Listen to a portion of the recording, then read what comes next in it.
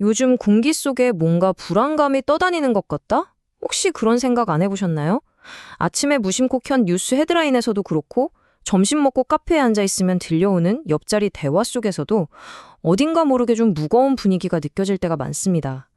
위기, 붕괴, 폭탄. 이런 단어들이 언제부턴가 너무 익숙해져 버렸죠? 주변에서도 다들 비슷한 이야기를 합니다. 경제가 어렵다. 앞으로도 힘들어질 거다. 마치 큰 폭풍이 오기 전에 고요함 같다는 말들이요. 아마 많은 분들이 마음 한편에 작은 돌덩이 하나쯤만 얹고 살아가는 듯한 기분이 드실 거예요. 네, 맞습니다. 뉴스를 켜기만 하면 부동산 PF 위기, 제2의 IMF 사태가 올 수도 있다는 경고가 정말 쉴 새 없이 쏟아져 나오죠. 200조 원 규모의 거대한 부동산 프로젝트 파이낸싱 시장이 흔들리고 있다. 이 폭탄이 터지면 우리나라 경제 전체가 침몰할 수도 있다. 이런 경고가 매일같이 이어지고 있습니다. 이런 소식을 계속 접하다 보면 마음 한구석이 불안해지는 건 어쩔 수 없는 일일 겁니다. 마치 우리가 탄 배 어딘가에 큰 구멍이 났다고 선장은 괜찮다고 말은 하는데 저 밑에서는 선원들이 계속해서 소리치고 있는 것 같은 그런 기분이 드니까요. 그런데 여기서 아주 이상한 점이 하나 있습니다. 잠깐만 생각해보면요. 정말 이 배가 가라앉을 심각한 위험에 처했다면 가장 먼저 그리고 가장 조용히 탈출해야 할 사람들이 있거든요. 바로 막대한 돈을 들고 전 세계를 오가는 외국인 투자자들이죠. 이 사람들은 위험의 냄새를 맡는 데는 거의 동물적인 감각을 가진 사람들이잖아요. 아주 작은 균열이라도 보이면 누구보다 빨리 돈을 빼서 더 안전한 항구로 옮기는 게 그들의 생리입니다. 그런데 지금 그들의 행동은 뉴스의 경고와는 정반대 방향을 가리키고 있어요. 최근 몇 달 동안 이들은 한국 시장에 수조 원에 달하는 자금을 아주 조용히 하지만 꾸준히 쏟아부으면서 특정 자산들을 집중적으로 사들이고 있습니다. 이건 침몰하는 배에서 뛰어내리기는커녕 오히려 가장 비싼 1등석 티켓을 사서 올라타고 있는 셈이죠. 왜 그럴까요? 이쯤 되면 이런 의문이 들 수밖에 없습니다. 연일 위험을 경고하는 뉴스가 틀렸거나 아니면 전 세계에서 가장 정교한 분석 시스템을 동원하는 그 똑똑한 외국인들이 단체로 바보 같은 판단을 하고 있거나 둘 중 하나겠죠. 하지만 수십 년간 글로벌 시장에서 살아남은 그들이 집단적으로 그런 실수를 할 리는 없습니다. 그렇다면 답은 하나입니다. 우리가 뉴스 헤드라인이라는 작은 창문으로 보고 있는 풍경과 그들이 데이터라는 거대한 지도를 통해 읽고 있는 미래의 그림이 전혀 다르다는 뜻이겠죠. 돈은 거짓말을 하지 않잖아요. 특히 이렇게 거대한 자본의 흐름은 지금 벌어지는 일의 본질이 단순한 붕괴가 아니라 거대한 부가 한 곳에서 다른 곳으로 옮겨가는 거대한 이동이라는 걸 말해주고 있습니다. 이것은 한 시대가 끝나고 새로운 시대가 시작되는 거대한 전환에 대한 이야기입니다. 그럼 이 모든 이야기의 시작점인 부동산 PF가 대체 무엇인지부터 아주 쉽게 한번 짚어볼게요. 어떤 건설사가 도심 한가운데 아주 멋진 아파트 단지를 짓고 싶다고 한번 상상해보죠. 땅을 사고 최고급 자재를 들이고 수많은 인부들에게 월급을 주려면 수천억 원, 때로는 조 단위의 돈이 필요합니다. 아무리 큰 건설사라도 이 돈을 다 현금으로 가지고 있기는 어렵거든요. 그래서 금융기관에 찾아가서 일종의 사업 계획서를 보여줍니다. 여기에 이런 멋진 아파트를 지어서 분양하면 몇 년 안에 막대한 수익이 생길 겁니다. 그러니 그 미래의 수익을 믿고 돈을 빌려주세요. 이렇게 프로젝트의 미래 가치, 그러니까 아직 실현되지 않은 꿈을 담보로 돈을 빌려주는 방식이 바로 프로젝트 파이낸싱, 우리가 줄여서 PF 대출이라고 부르는 겁니다. 지난 수십 년 반 한국에서 집값이 계속 오르기만 하던 시절에는 이게 아무 문제가 없었어요. 짓기만 하면 다 팔렸고 빌린 돈을 갚고도 엄청난 이익이 남았으니까요. 이건 한국 경제를 성장시킨 아주 강력한 엔진 중 하나였습니다. 하지만 지금은 상황이 완전히 달라졌습니다. 이 숫자가 그 변화가 얼마나 심각한지를 보여주는데요. 불과 3년 전인 2021년만 해도 1000개의 건설 프로젝트 중에서 돈을 제때 갚지 못하는 곳은 4군데 정도에 불과했습니다.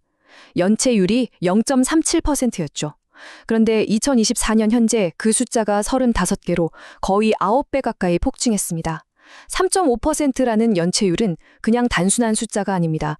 지난 수십 년간 아무 문제 없이 잘 돌아가던 이 거대한 톱니바퀴 어딘가가 심각하게 어긋나기 시작했다는, 우리 경제 시스템 곳곳에 빨간불이 켜지고 있다는 아주 강력한 경고 신호인 셈입니다. 이 상황이 우리 경제 전체에 아주 기이한 현상을 만들어냈습니다. 바로 동맥경화라는 건데요. 우리 몸의 혈관이 콜레스테롤로 꽉 막히면 심장이 아무리 피를 힘껏 뿜어내도 손끝 발끝까지 혈액이 닿지 못하는 것과 똑같은 이치라고 보시면 됩니다.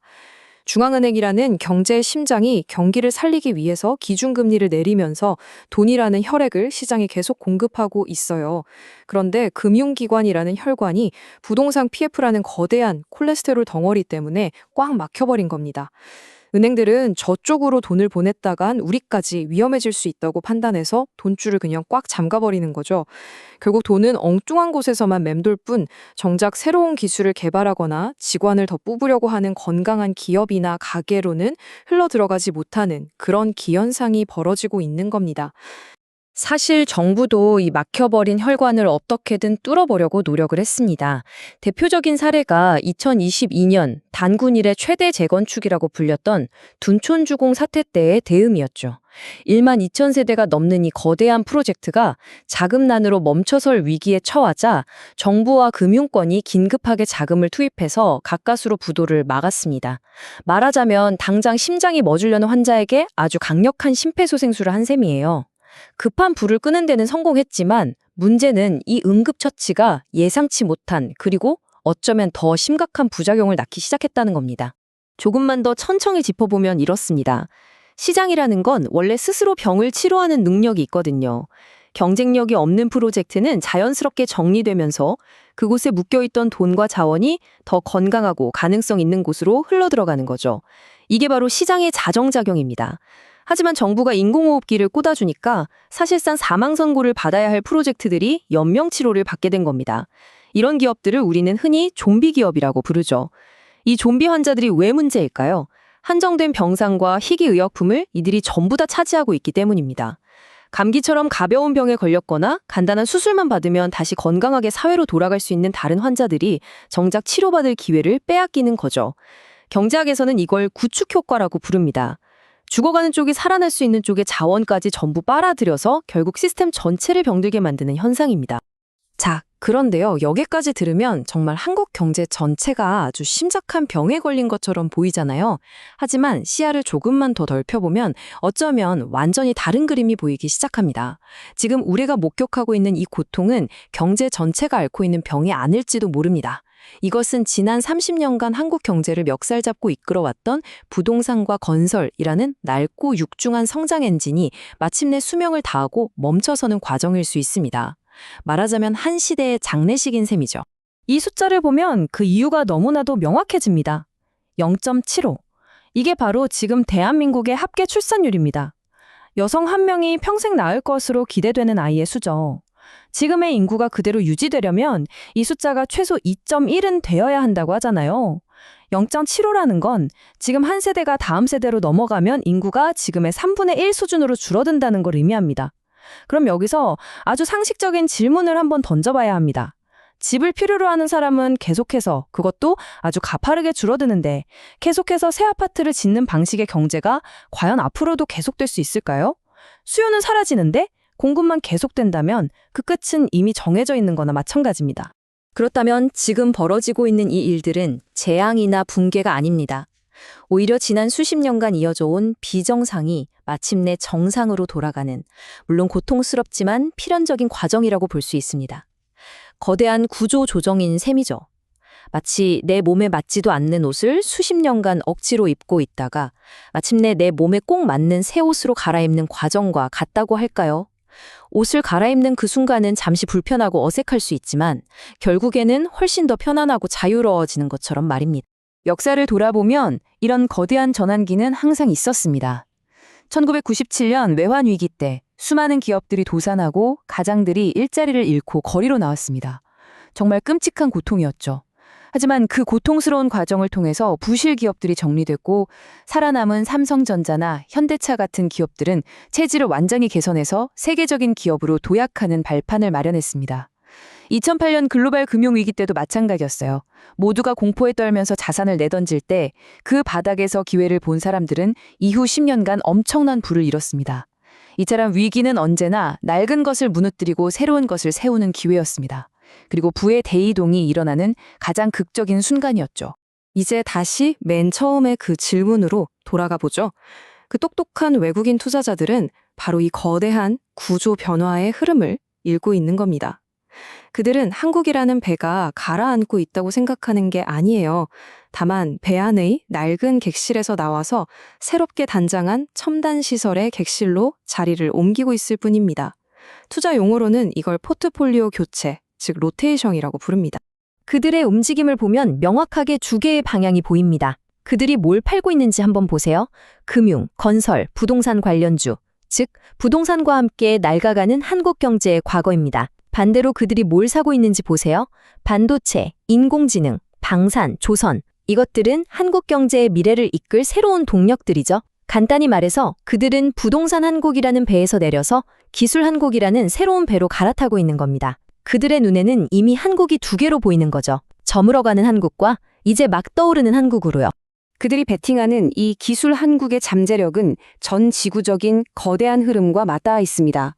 먼저 인공지능 혁명이 세상을 바꾸면서 전 세계는 데이터를 처리할 더 많은, 더 빠른 반도체를 절실히 원하고 있죠.